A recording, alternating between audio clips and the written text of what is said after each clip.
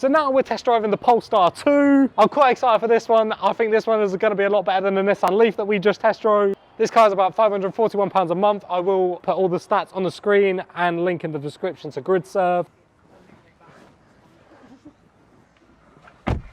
Oh, I like this one. This one's a lot nicer inside. So now we're in the Polestar 2. As you've just seen the outside and the interior, this one is a lot better than the Nissan Leaf in my opinion. It feels a lot more sporty. You feel like you're sat a bit lower. Quite a lot more power. It picks up a lot quicker than what the Leaf does. It has Google Maps integrated in the system, which is fantastic if you're going to go anywhere. This car comes in from £541 a month with an initial rental of £4,800. You sat quite low, which I quite like. It feels more sporty, more spaceshipy inside. One thing that is annoying me already is the indicator sound. Very minor thing, but it's quite annoying. It sounds like, yeah, it just sounds like a really annoying tapping, but you know, I'm sure we'll get over that. With it being a full digital dash, we obviously have the sat nav on the screen. We got the speed we're going at. We got the speed limit on the screen as well, which is, yes, I'm a big fan of this Polestar 2, to be honest. This is a lot better than the Leaf, if I do say so myself. I would say this is more for like the younger generation. This is a bit more sporty. It looks a bit more like a spaceship in my opinion. Again, this does just pick up and go. It's not like any petrol car, like I said for the other electric cars I've driven, but it does just, the power is just there, you can go. There's no build up like there is with any type of petrol car. So the battery on this car is 69 kilowatts, and the distance you can go in this car is 295 miles. Again, I'll put all the stats up on the screen right now in case I did get any wrong. Now, I'm not the biggest fan of electric cars, but I feel like that is I feel like most people at the moment don't like electric cars just because it's different and it's new. I feel like a lot of people actually need to drive one and get in one and experience it before they can make judgment. And I was definitely a victim of this. They do actually feel like they feel like a normal car. I don't know what I expected because it is a normal car at the end of the day, but it is just a normal car. It is comfy and it is quick. As we know, by 2030, all the petrol and diesel cars are going to stop being made. So electric cars are basically going to be the future from 2030. But in my opinion, I believe they need to have more electric forecourts like Gridserve have. So yeah, they have told me they're planning on doing 100 more forecourts around the UK, which will massively help the infrastructure problem that I believe they have at the moment. I just don't think there's enough charging points in like rural areas at the moment for everyone to have an electric car. But like I said, I'm sure in the future that will be rectified. There are also plans to have like them coming out of light poles and things like that. Yeah, light poles? Yeah, lampposts, light poles, you know, those things. I believe there are also plans, and I believe in London and things like that, there are chargers that come out of lampposts.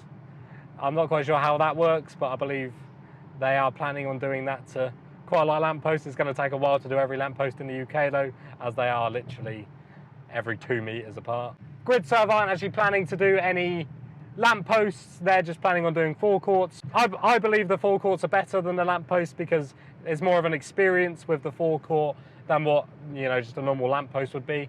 The rapid charge, and you can also go shopping, you can have a Costa. It's a good experience to go there.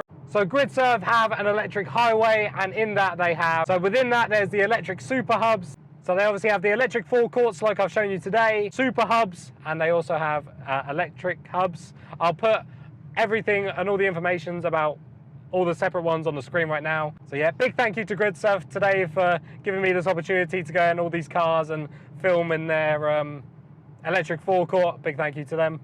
And yeah, let's have a look in the car. So as you come round to the side of the car, obviously we've got the Gridserve logos and everything. You can book your test drives, again link in the description to where you can do that. This car is actually really cool. There is no on-off button with this car. So to turn this car on, all you need to do is have the key in the car, sit in the car, and everything comes on. And then you just kind of put it in gear and go. That's pretty mental. Like, this car is crazy. I actually really like it. This big screen in the middle reminds me a bit of a Tesla. That's quite nice. Obviously we've got the play and all that stuff, but all the heating and stuff like that is done via the touch screen.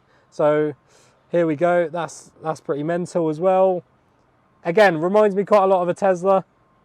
You know, you got all your settings and stuff. I won't touch any of these because it's not my car and I'll probably get told off. it's very low to sit in. So the car is very low to sit in. It's quite a nice feeling in there, and I'll let you know a bit more about that when I take the car for a test drive. But it's very nice to sit in, as I've just sat in.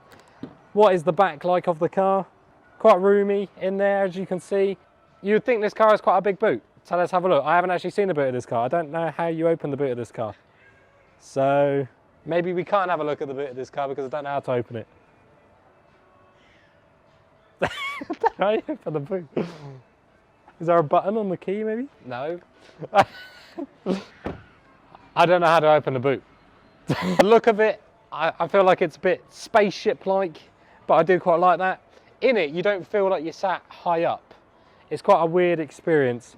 You do feel sat quite sporty in it. And when I take it for a test drive, I will explain what I mean by that. This is definitely a car to consider, in my opinion. If you want to check out leasing, make sure you go check out Gridserve.